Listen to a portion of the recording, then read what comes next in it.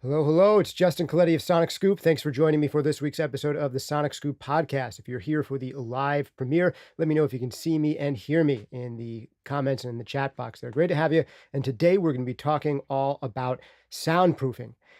Whenever I do a video on soundproofing, I always feel like I'm going to break some hearts because I remember how my heart was broken when I first found out about the realities of soundproofing. The first question when people want to get into soundproofing their space that they ask is, Justin, what kind of foam should I put up on my walls to soundproof my space? And the answer is no. No, there's no foam you can put up on your walls to soundproof your space. And this is going to be a really ironic episode because this is a total live stream, and I'm realizing that we have a pair of lovebirds in my house that are like 2 doors down the hallway from me. And I am not in a soundproof room. So you may be able to hear them tweeting. I have a ton of acoustic treatment in this room. There is more paneling than you can shake a stick at. Almost every inch of this room is covered with up to 6 inches thick of foam. But if you hear occasional high squeaks coming through, it's because all of that acoustic treatment does nothing to prevent the sound of my lovebirds from coming down the hall into this studio. My daughter right now, usually her mom would be watching her at this time. Mom's not feeling good, so she's in bed. She might holler up the stairs and say, Dad, I need something. And I'm like, I'm filming, it's a live stream. All of that's going to come through, even though there's thousands of dollars worth of better than foam, fiberglass insulation on each of these walls. And that is because soundproofing and acoustic treatment are two entirely different things. Think about it this way. Anything that foam can block out, anything that traditional acoustic treatment can block out, your walls can also block out. These higher frequency sounds, mid-range sounds are stopped even more effectively by things like drywall and plaster than they are by things like foam. So although acoustic treatment within your space is going to make it sound better, it is not going to soundproof your space from the outside world. Now, fortunately, I'm in a position where I can get away without soundproofing because I just do mastering. And when I record stuff, it's videos. And usually I move my lovebirds into the other room so that nobody can hear them. I move them 2 more doors down. So we have like an airlock situation that works as soundproofing. But for you, the situation may be different. You may need to be like recording stuff, even if it's something as quiet as a vocal where you're not worried about bothering neighbors. You might be worried about neighbors bothering you. The sounds from their footsteps, the sounds from their voices, the sounds from cars on the street getting into your recordings. That could be a serious problem for what you're doing, and you may need soundproofing. And I'm here to break some bad news to you, which is it's probably going to be more expensive than you think. It's probably going to be more involved than you think. But I'm also here to give you some workarounds if you don't want to spend a ton on soundproofing, some solutions that you can adopt, and I'm also going to give you, for those of you who want to do real soundproofing, I'll give you a sense for how much it would cost me to soundproof this space. And I'll give you a sense for how much it would cost you to soundproof your own space, whether you're going the DIY route or hiring people in. Let me know in the chat and your comments down below and on the sidebar there, what experiences you've had with soundproofing. Did you go through a job? How much did it cost you? How big is your space and how much did it cost you? Let's create a repository of information for people in there. If you've gone through the process of soundproofing, how big is your space? How much did it cost you? What year was that you did it in? You're going to be really helping out the community by sharing your story and the kinds of results you had. So I'm going to get into a couple of quick visual aids here as we are going through things. Real soundproofing usually looks a little bit more like this. It looks like construction. And one of the reasons I was inspired to do this episode today was that a guy named Wilson Harwood, who's done a course on soundproofing, he did a article for us a while back. I helped him edit and put it together and tighten it up a little bit. And we just put it on the site today. And I've been meaning to do an episode about soundproofing, which I haven't done in 7 or 8 years, and a bit about acoustic treatment, which I haven't done in years either. And his article came out today, so I'm like, let me pimp out his article. Go to SonicScoop.com if you want to check out the written article, check out all of these in more detail. But I'm going to go over some of the Same fundamentals he goes over in his article. And if you want even more depth, Wilson has done a course on this stuff. He does some consulting, and you can find his information. Go to sonicscoop.com, and I'll also link his article in the notes down below if you want to bring someone as a consultant or look at a whole course on soundproofing. But I'm going to give you the nuts and bolts of what you need to know. This is a view of what it looks like to soundproof a studio. It does not look like foam. It looks like stripping things down to wall studs and building additional walls. Because there are really three things that are going to solve the problem of sound coming into your space or sound going out of your space. And those three things are, number one, mass. The best thing for stopping sound is mass and lots of it. Better yet than drywall or plaster is concrete bricks. Man, concrete is some of the best soundproofing material available. If you can build walls out of concrete cinder blocks and fill those concrete cinder blocks with more concrete and then put a layer of drywall in front of them just to make them look prettier, that's going to do a lot for you. If you're able to build on top of a concrete slab, that's going to help you a lot. But that's not practical for all of us. And it's not practical for those of us who are, instead of building a whole new studio or adding on a whole new wing to the house, trying to maybe soundproof an upstairs bedroom, soundproof an attic space that we're going to turn into a studio, soundproof a basement. Well, in the basement case, you're a little bit lucky because you have the concrete slab below you. So there's one thing you don't have to worry about. But mass, getting more mass into your space, into your walls. Concrete is the extreme of that. But another way of getting mass is, what if instead of using one layer of drywall, you have 2 layers of drywall? That would give you an improvement. Better yet than that, instead of one wall, why not 2 walls? Why not double them up? So that's one thing, mass. The other thing is going to be trapped air, or just air in general, because air can actually act as a spring that kind of eats up some of the acoustic power of sound going out of your space or sound coming into your space. So this is another big thing. Better yet than having 2 pieces of drywall together is have 2 pieces of drywall, then a gap of air, and then another piece or 2 of drywall on the other side with air in between your 2 sets of walls. This is what soundproofing really looks like, building 2 sets of walls. And here's the third important thing, decoupling. That means that these 2 walls shouldn't be touching each other. They should be separated. There's an air gap between them, and there's nothing directly connecting one wall to the other. Now, there are some cheats and some hacks, and I'm going to give you some tips about ways you can get around this, or if you really want to do just a teeny tiny bit of soundproofing, I'll tell you an easy fix I could do in my own space if I didn't want to have to move the birds 2 bedrooms down the hallway every time I filmed a podcast episode. Some of the low-hanging fruit for me. And if I didn't want to have to schedule my podcast recordings, like I have lawnscapers come by and, like mow my lawn and stuff. We've got like 2 acres of property here. So I really can't do it all myself while I'm doing all the stuff that I have to do in the studio. So I have guys come by and mow my lawn. And I have told them, like, here are the times that I film. Please don't come and mow my lawn when I film. This year, we got some guys who use battery-powered mowing packs. So it's actually way quieter. But there are some significant things that I could do even without doing full soundproofing in this space that would make it so I wouldn't have to be so concerned about that. And they might help you too, and we'll get to that in a second. But those are our 3 major ideas. Mass. The more mass you have, the more sound it's going to swallow up. Trapped air. Trapping air and using that in lieu of mass, almost as an additional type of cushion. And then decoupling. Making sure that these massive things you have, that there's ways that you don't have sound just passing through one medium into another. So if you're building 2 sets of walls and you have an air gap in between them, but you have like a lead pipe connecting one wall to the other wall, that's a problem. Even potentially shared electrical panels. Like say you have electricity coming in through one wall and you have this piping for a circuit that goes in through the exterior wall, through your air gap, connects to the other wall. That's a transmission line for sound. Just like if you stick your head down on a railroad track, you can hear a train coming from miles away. Sound is going to come down any of these types of pipes or fittings. So those are some things that we need to think about.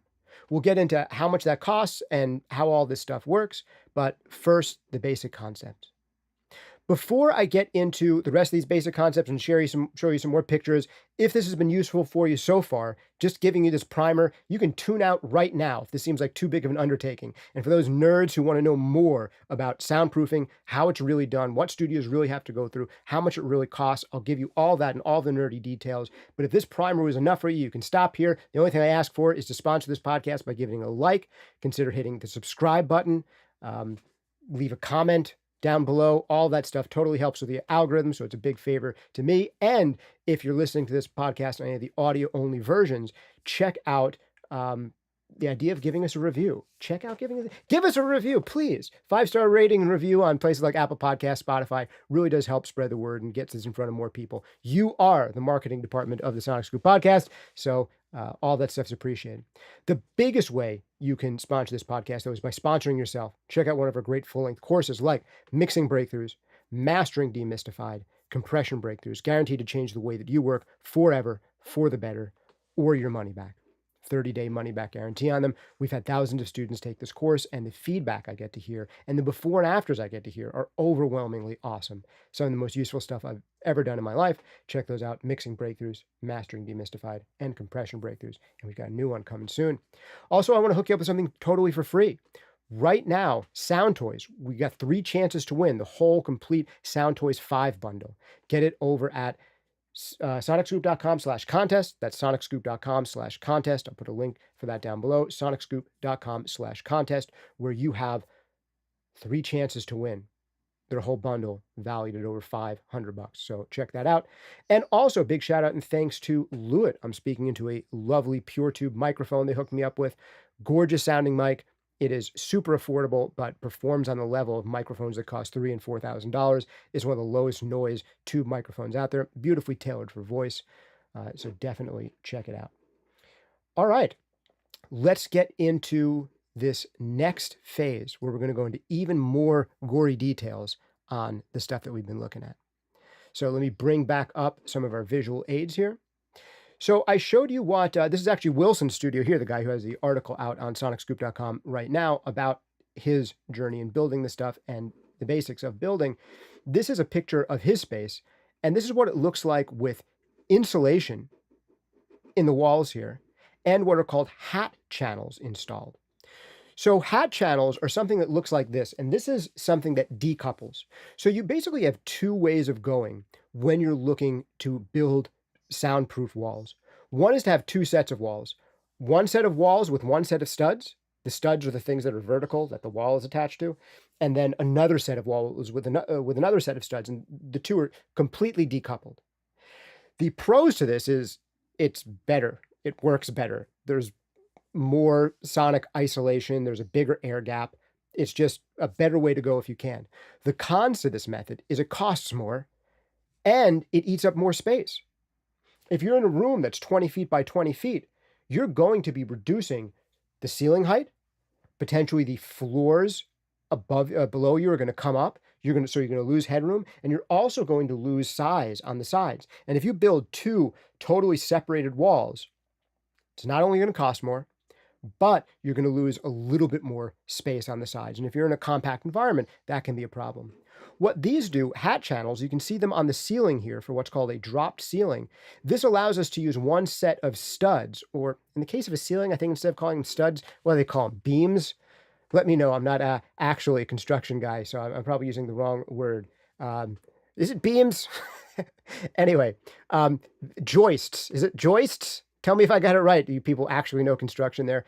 So the idea is that these hat channels connect to your joists or your studs, and this way you can put 2 sets of drywall onto the same studs, and they're decoupled basically by a clipping mechanism, where you're using these types of brackets that are kind of decoupling the wall a little bit from the studs. So you have 1 set of walls that are a little decoupled from the studs and another set of the walls that are a little bit decoupled from the studs. And that is what's getting you your acoustic isolation on either side. Here is a look at it before those hat channels are put in. And let me show you the idea of, here we go, double walls here. So this is the kind of thickness that we're talking about. We're really talking potentially about, more than doubling how much space the walls protrude into the room. Here's a view of double walls up close. This is before the second interior wall's gone on. So we have the exterior wall there and then a new interior wall being built. And it looks like in this particular design, it looks like that there are 2 sets of studs. Let's see if we can take a look at some more of these close-ups from Wilson's journey here. This is them building out the space.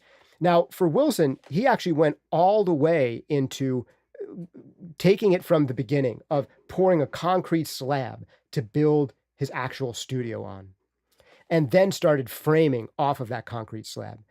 And then from there, creating an entire frame. And then from there, we're looking at putting in our exterior walls and then doing our double set of walls.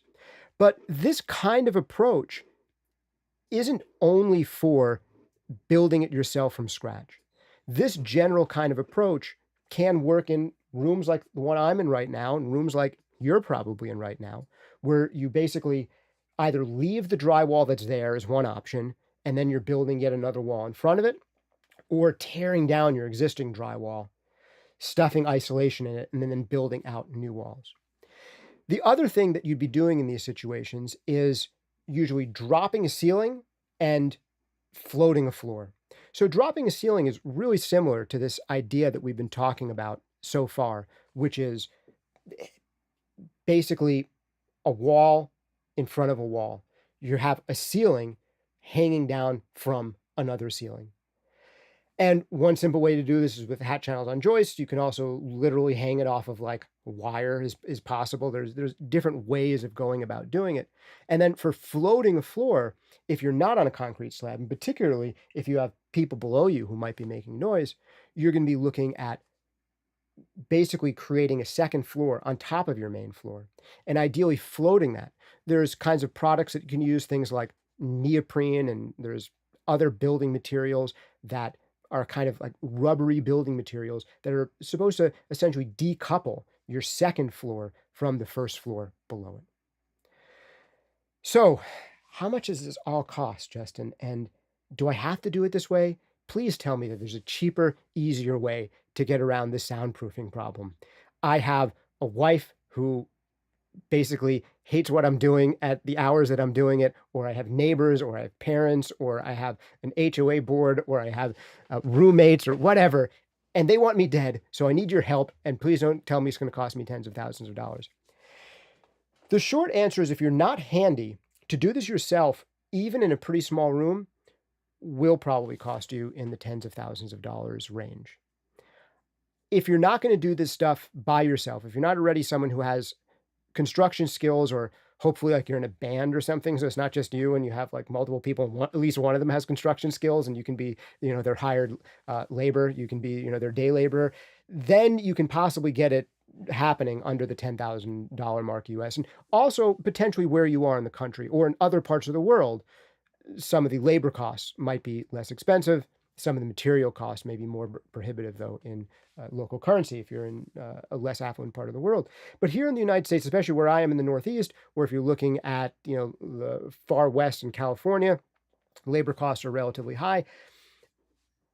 I've got to say, even to do a modest size American bedroom and having other people do all that work for you, my guess is it's going to put you over $10,000.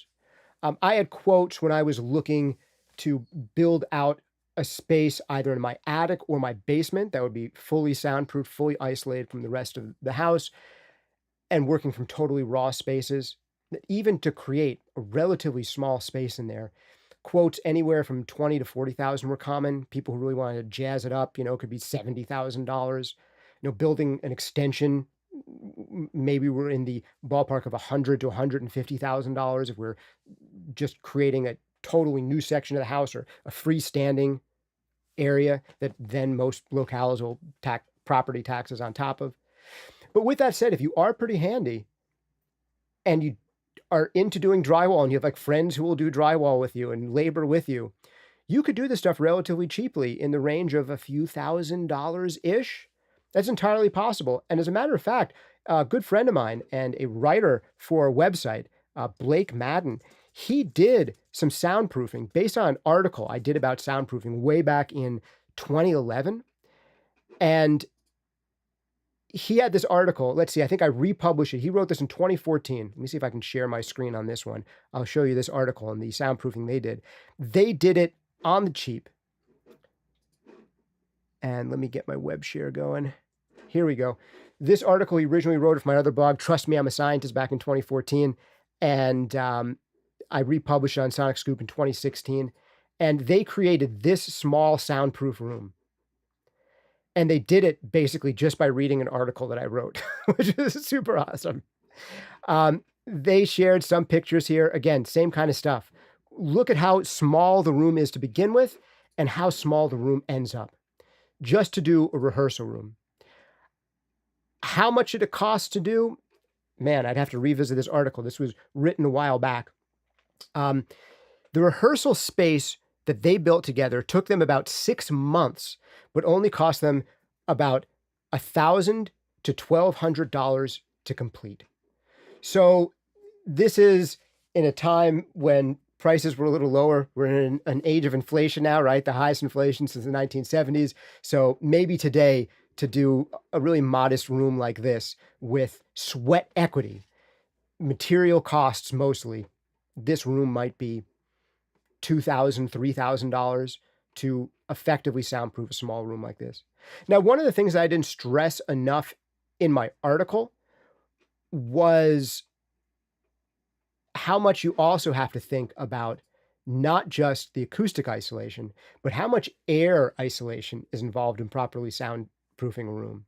When you have good soundproofing, it's almost like making a watertight container, because sound is a lot like water. Anywhere it can go, it will go. And if you don't think of ventilation as part of these plans, and you just build this whole idea that I've been selling you on, a room within a room, if you just do that and you don't do any ventilation planning, you're essentially going to suffocate yourself, because the carbon dioxide that you're breathing out has nowhere to go. And there's no way for fresh new oxygen to get into this beautifully soundproof room that you've created. So you've got to have a ventilation plan. Often it looks like having these little air conditioning units that might be working to cycle in air. You could have other types of venting solutions that are more passive venting solutions. You might want to have both in your studio design. I'm not really totally equipped to advise you on that side of things in great depth or great detail, or this is going to become a really long episode, and I've got to show you a lot more blueprints. And you should be talking to someone who spends their life doing this, which is not what I spend my life doing. I know enough to tell you the next steps to look in, and I've been around enough studio builds to see them in action and understand the principles well enough. But I really recommend, if you're going to be going this route, there are some great books and resources to check out. One of the all-time classics here is written by Roger Vase. I'll put a link to that down below. It is called Home Recording Studio, Build It Like the Pros.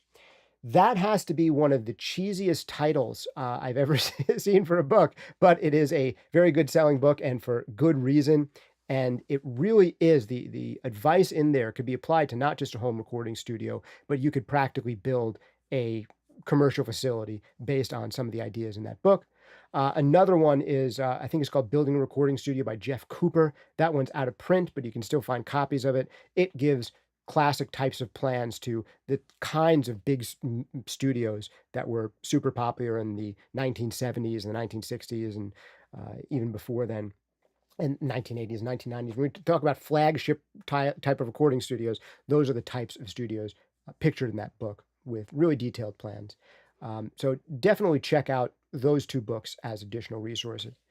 But now's the part where I give you a little bit of silver lining, which there are some workarounds to dealing with this issue of soundproofing if you really need to get it done. One big workaround is that there are two really common weak spots in your room that are going to be your fail points that you want to get solved first. And they are, number one, doors, and number two, windows. Like I said earlier, sound is like water. Anywhere it can flow, it will flow. Wherever there's an air gap, it will find and exploit that air gap and shoot right out. So if you're standing outside of a club and you hear just the throbbing bass coming out of that club, and then someone opens up the door and all of a sudden you're hit with like the full frequency spectrum of the music inside that club. Or same thing, someone's in a car, they're blasting music in the car, but you're just hearing the low throbbing of the bass, and then the car door opens and you hear the full song and all the details of the lyrics and the hi-hats and all that stuff. That's how big of a deal it is, that even if you took a really well soundproofed room and drilled a hole in the side of the wall going straight outdoors, man, all the sound from inside would come like a beam outside of that hole. And you could stick your ear up to that hole and it would be like there was no soundproofing at all. So this is really to illustrate the idea of just how important covering up your weak links is. And the weakest links are always going to be doors and windows. You may right now have single pane windows if you're living in an older home. And if you have single pane windows and you're dealing with way too much traffic noise, street noise, neighbors complaining, you hearing the neighbors, just upgrading your windows and doing only that. You might have 2 windows in a room that you're recording in, and the noise levels are unacceptable. Just getting really good, modern, double-paned, insulated windows will significantly help with your situation. And this can be done at more modest costs than soundproofing the entire room. And honestly, if you were to soundproof your entire room, strip down all the walls, spend thousands of dollars of putting up new walls, and you neglected the windows, you might have basically no benefit from this. So if you feel like you need to soundproof your entire room to get by, to be able to do what you do in that space, first think about just replacing your windows. Now, ideally, windows are double paned, and ideally, they're thicker than the average. And you might want to go above and beyond with windows in real studio design. Studio glass in real studios are generally 2 window panes that are fairly thick. I can't remember the most common sizes, whether it's like a 1/4 inch, but usually there'd be 2 different panes of glass of 2 different thicknesses.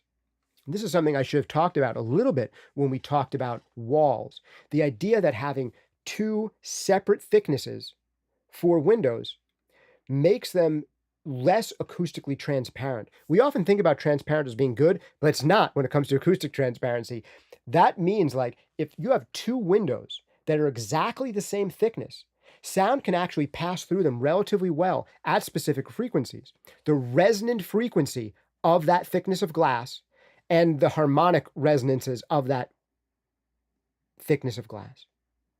So whatever thickness of glass you have, there are going to be frequencies which are practically invisible because it vibrates at those frequencies. So if you have 2 panes of glass that both vibrate at exactly those frequencies, the same frequencies, sound at those frequencies is practically going to pass right through them. That's why it is a best practice to, instead of using 2 panes of window of the same thickness, to have 2 panes of windows that are slightly different thicknesses. So for instance, better, I'm just going to throw out some numbers there, better to have a 1/4 inch and 3/8 of an inch glass than 2 1/4 inch pieces of glass, right? Because the 2 1/4 inch pieces of glass, even though that's thicker than 3/8 of an inch, they both vibrate at the same frequency. So one of those 2 pieces of glass is going to have to be thinner. So actually, by getting one piece of glass of a certain thickness and one piece of glass that's slightly thinner than it will give you better results than 2 of the thickest pieces of glass you can afford. And the same is actually interestingly true for things like drywall, whether you're hanging a ceiling or putting up walls. You could have 2 double pieces of drywall and another set of double pieces of drywall, but there's a lot of people who actually recommend in theory and potentially in practice that you can have just as good results and possibly better results by having 2 pieces of drywall and 1 piece of drywall. So if you have double piece of drywall and a single piece of drywall for your other wall, that can potentially be less acoustically transparent. They're not going to have the same resonant frequency. So you can save money in building these walls by doing a double and a single rather than 2 doubles. So this is a little bit of a digression, but windows that are specifically designed to keep sound out. Having those properly installed, getting rid of all the air gaps around the windows, making sure they're double pane. Ideally, each of those panes is a different thickness from one another. And you could even do one better. If you don't need these windows to open and close in your space, you could put yet another piece of glass in front of them.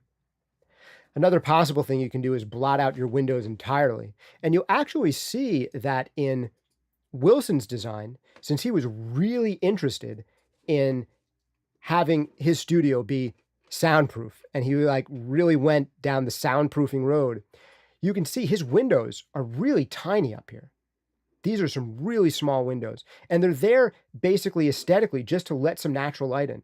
We're not expecting to see out of them, but we're expecting to get a little bit more natural light in. And if you're trying to do something like you're in a podcasting studio or you're doing YouTube videos and there's a visual component to what you do, completely eliminating ambient light is actually a good idea to have the same color temperature for all of your shots.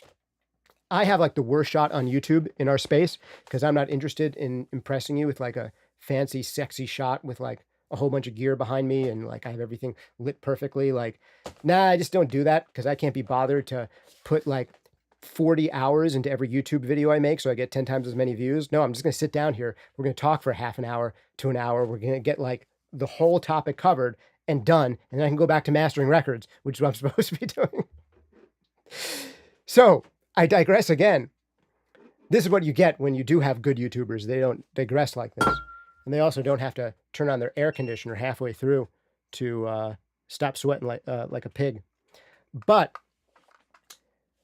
long story short, man, a good YouTuber would edit all this stuff, right? You can tell I'm not a YouTuber. I'm just an audio guy. But long story short here is that if you can get your window situation under control, that is going to help you dramatically. And if you can get your door situation in control, this is one of the biggest things, especially in apartment buildings. Anywhere, if you're in a place like New York City, oh man, the biggest problem for me when I was mixing back in my New York City apartment, I would do a lot of sessions out at properly soundproof studios, and I was glad to be working in those spaces, but there were a lot of mixing projects I'd have to take on at home. And at that point, I didn't trust mixing on headphones as much. This was back in, man, when was I mixing in New York City? Probably from about 2011 through 2016 is when I was doing the majority of mixing in that apartment, and I didn't really trust headphones yet. I was mixing mostly on monitors. Man, the biggest thing was the doors. The doors to New York City apartments, so many of them are paper thin. You can hear voices in the hallway. Any voices from inside the apartment or getting out. They're practically, I've seen some of these doors taken apart. They practically are hollow pieces of slightly better than cardboard, like literally with cardboard inside of them to keep them from collapsing in on themselves. They are the absolute cheapest things. But if you just upgrade your doors, if you have problems with transmission from one room to another in a house, in an apartment, or in an apartment building, just going for solid core doors going to dramatically improve your soundproofing situation. You can go even better than solid core doors if you have walls that can handle it. If you have a steel door filled with sand, that's the best thing. But now we're talking about doors that weigh into the hundreds of pounds. And although they're amazing at blocking out sound, they may be overkill compared to how much sound your walls block out, and your walls might not even be able to support doors of that size. If you're doing a real full studio build, you'll often have double doors. So you practically have an airlock. You open one door, and on the other side of that door is another door. And this is how we're creating even more decoupling. But if you are in a small studio and you are daunted by the prospect of spending couple thousand to a few $1,000s in material and spending possibly months, you and your buddies, fixing up a room. Or if you're daunted by the idea of this job maybe costing you $5,000 if you're lucky, but more likely costing you $10,000, $20,000 or more, and you just want to improve the situation that you're in so it's more acceptable, look at upgrading your windows, upgrading your doors, and that might make it so you can at least work in your space. And for those two things, the windows and the doors, maybe you're spending $1,000 in total. And this might be a better use of your money than any plugins that you can buy, than any outboard piece of gear than you can buy. And this might be something to look at. I can't promise it's going to solve all of your problems, but if you just need to make things more manageable, it's a possible upgrade. All right, last inexpensive workaround to the situation. You're going to hate me for this one, because it's so obvious. And that is scheduling and using outside resources. I guess it's two solutions. One is scheduling. I do not have to worry about soundproofing my space. Even though I can afford to soundproof the space, I'm not going to go through the expense to do it because I just do mastering and it doesn't really bother my family when I do it. And I try to do it like mostly when they're not here. Like I do it during the day when they're out and about doing other stuff and like the house is lively. I can play records loud and I double check on my headphones. I'm in good shape. And then when it comes to recording videos, which I do maybe once or twice a week, I have to set aside, an hour to talk to you guys. And I can do that just by reasonably scheduling with my family and scheduling with the lawnmowers to make sure that they don't come by during my filming time. To me, just going through that tiny little bit of managing my schedule, so much easier, more cost effective than soundproofing. But for those of you in situations where you feel like you can't even manage that, I don't want to turn my life upside down so that I can have a weird day job with weird hours so I can record at home during the day when nobody else is home.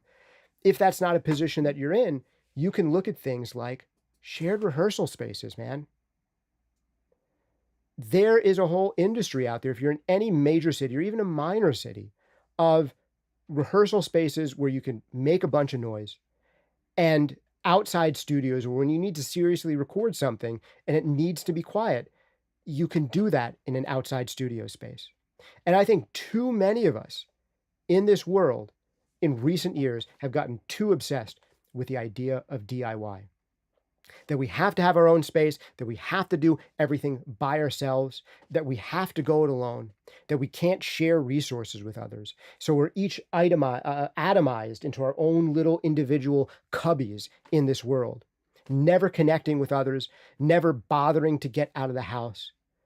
Man, I got to tell you, your life will be significantly improved by having to put up with other people. Is having to put up with other people an annoyance some of the time? Absolutely. Is having to schedule with other people, is having like bandmates to deal with or someone you share rehearsal space with, does it create headaches? Yes. But as they say, to get super cheesy on you, people who need people are the luckiest people in the world. And the problems of not socially interacting with other people and not inviting other people into your life are way worse than the problems of interacting with other people and letting other people into your life. You got to be selective about who you let into your life, especially the more introverted you are, the more selective you might want to be, and the more that you might want to limit your time with other people. I get it. I get that a lot of us studio people, we don't mind staring at a screen. We don't mind fiddling with gear. We don't mind playing instruments for hours and hours. That we can do for 8 hours straight, but talking to people for 8 hours, man, no thank you, especially lots of them at once. God, I get it. But still, other people are like the most valuable resource that you have in life.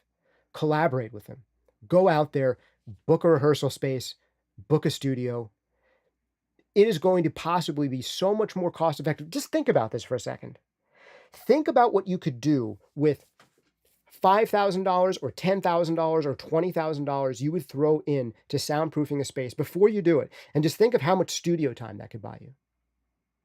Think of how much studio time it could buy for you if it wasn't just your money, but now you're working with other people who also need studio time. And you shared a space with them that was relatively soundproofed well. What if you were splitting resources with other people who each had some money to throw at the problem? You do not have to do everything by yourself. Your own house is not the only place that you can make music. It's not the only place you can get comfortable. In fact, if you want to be a performer, if you want to be an artist who shares your art with the world, the sooner the better for you to go out there and get comfortable doing your art in front of other people and around other people and not caring about other people potentially seeing you before you have everything together. Like if you can confidently go out there and say, I don't care that sometimes I'm in an environment where people hear me working on things and workshopping them and getting better. I'm so confident that the end process is going to be good art that it almost doesn't matter if there's slight intrusions into my creative process. Man, I think that's a powerful way to live and a powerful way to feel. That said, I get how important privacy is. So I get how important the idea of soundproofing is to you, how it has been to me in the past. And I have gone now 20 plus years in this industry, never having my own space that was soundproofed. I recorded bands for years using other people's spaces. And in some cases, going to spaces to record that were not properly soundproofed. And I've spent more than a decade mastering. And I would say that full decade, none of those spaces were perfectly soundproofed. Perfectly acoustically treated, yes. Perfectly soundproofed, no. Although even there I'm lying, because there's no such thing as perfect acoustic treatment. There's only the best you can get in a space based on the resources that you have available. But that's fodder for a whole nother episode. Hey, if you have enjoyed this episode, if it's been useful for you, hit like and subscribe and all that good stuff. Consider checking out one of our full-length courses like Mixing Breakthroughs, Mastering Demystified, Compression Breakthroughs. They will change the way that you work forever, for the better, guaranteed, or your money back. For some reason, whenever I need to turn on my air conditioner in the middle of a podcast episode, it seems to never work. So I've been sweating like a stuck pig for the past couple minutes of this episode. And here, right at the very end, I'm finally going to turn on my air conditioner. You can see how incredibly organized of a YouTuber I am. There we go. Now it's cooling back down. The other thing I want to give you is some free stuff. Go over to SonicScoop.com/contest. That's SonicScoop.com/contest, where you can enter to win one of 3 chances to get the Sound Toys 5 bundle. These are some of the best plugins out there. They are valued at over $500 for the whole bundle. And if you buy them individually, they cost way more than that to begin with. And we are giving away a whole set here for absolutely free. But this is right now the last time to enter. It ends today, July 5th. So tomorrow, your opportunity to win the stuff is going to be gone. But if you want to try out their stuff for free, you can for 30 days over at soundtoys.com. So even if you miss this, check it out. Go over to soundtoys.com. You can try out any of this stuff for free for 30 days. Also, big shout out and thanks to Lewitt for sending me this great Pure Tube microphone. Absolutely killer mic. I've been seeing it for prices like this, around $1,200, $1,300 for the whole kit. But it really does perform on par with microphones that are priced more in the $3,000 price range. I got to say, it's great sounding mic, and the build quality on it is insane, incredibly low noise. If this episode has been useful for you and you've made it this far, you might also want to consider becoming a member of the SonicScoop YouTube channel. As a member, you get access to live streams.